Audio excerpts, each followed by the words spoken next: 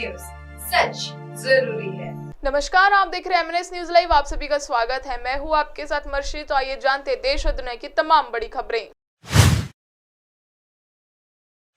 Israel पहुंचने से पहले अरब देशों ने बाइडेन के प्लान पर फेरा पानी। गाजा में अस्पताल पर हुआ एयर स्ट्राइक। दरअसल इजराइल हमास युद्ध का आज 12वां दिन है। हमास आतंकियों के खिलाफ इजरायली सैनिक लगातार गाजा में सैन्य कार्रवाई कर रही है। वहीं अब इजराइल ने लेबनान में आतंकी संगठन हिजबुल्लाह को निशाना बनाना शुरू कर दिया है। इजरायली सेना के मुताबिक हिजबुल्लाह ने इजराइल के कई ठिकानों पर हमले किए हैं, जिसके बाद इजरायली सेना जवाबी कार्रवाई को अंजाम दे रही है। बता दें कि आज अमेरिकी राष्ट्रपति जो बाइडेन इजराइल पहुंचने वाले हैं। इजरायली सेना का कहना है कि गाजा पट्टी अस्पताल में हुए विस्फोट में उसकी कोई संलिप्तता नहीं थी। यह विस्फोट एक असफल फिलिस्तीनी रॉकेट के कारण हुआ था। इस हमले में 500 लोगों की मौत हो गई।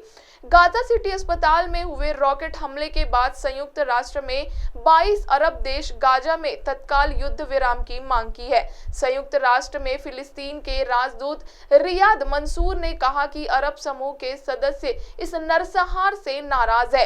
ये सभी देश फिलिस्तीन के जबरन विस्थापित को रोकने की मांग में एकजुट है। उन्होंने आगे कहा कि इजराइल जल्द से जल्द सीज फायर का निर्णय ले।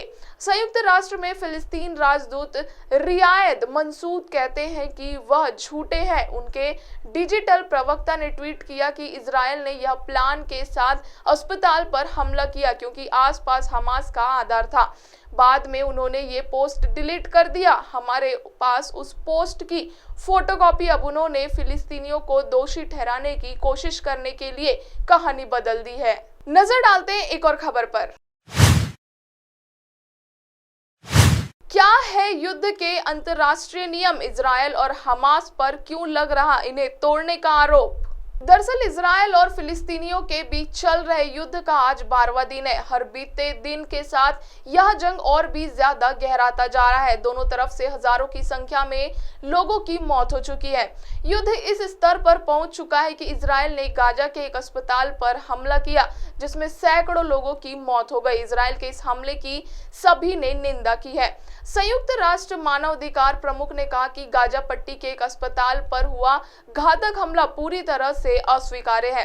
संयुक्त राष्ट्र ने हमास और इजराइल दोनों पर इस संघर्ष के दौरान अंतर्राष्ट्रीय कानून तोड़ने का आरोप लगाया है।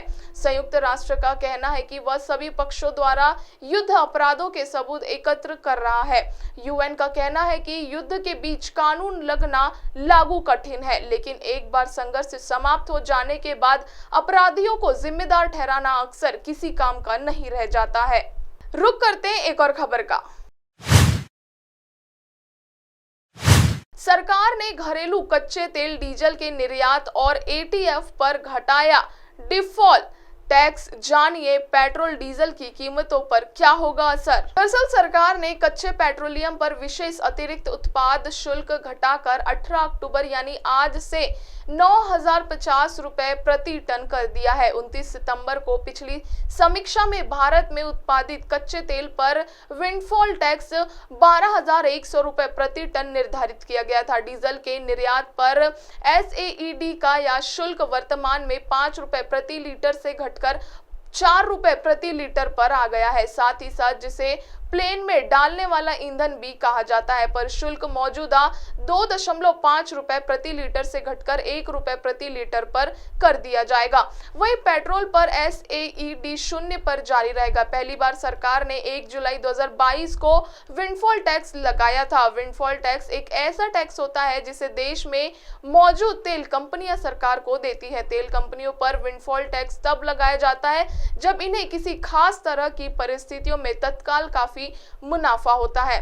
उदाहरण के तौर पर किसी सरकार ने पहली बार विंडफॉल टैक्स जुलाई 2022 में तब लगाया जाएगा जब रूस और यूक्रेन के बीच युद्ध चल रहा था। इस युद्ध के कारण अंतर्राष्ट्रीय बाजारों में कच्चे तेल की कीमतों में जोरदार तेजी देखने को मिली थी, जिसे देश की तमाम तेल कंपनियों ने मोटा मुनाफा कमाया था, जिसके बाद सरकार ने कीमतों को कंट्रोल करने के लिए टैक्स लगाया था। विंडफॉल टैक्स को कम करने से तेल कंपनियों को फायदा पहुंच पहुंचता है। सरकार हर 15 दिन में विंडफॉल टैक्स की समीक्षा करती है। अब आप हमारे चैनल को आपके मोबाइल पर भी देख सकते हैं। मोबाइल में देखने के लिए प्ले स्टोर से MNS news TV app download करें। इंस्टा, ट्विटर, फेसबुक और अन्य सोशल मीडिया प्लेटफॉर्म पर हमारा चैनल उपलब्ध है। आप हमारे चैनल को लाइव भी देख सकते हैं www.mnsnewstv.com पर। फिलहाल वक्त हो चुका है दर्शकों ब्रेक का। ब्रेक से लौटने के बाद देखेंगे देश और दुनिया की तमाम बड़ी खबरें। नमस्कार।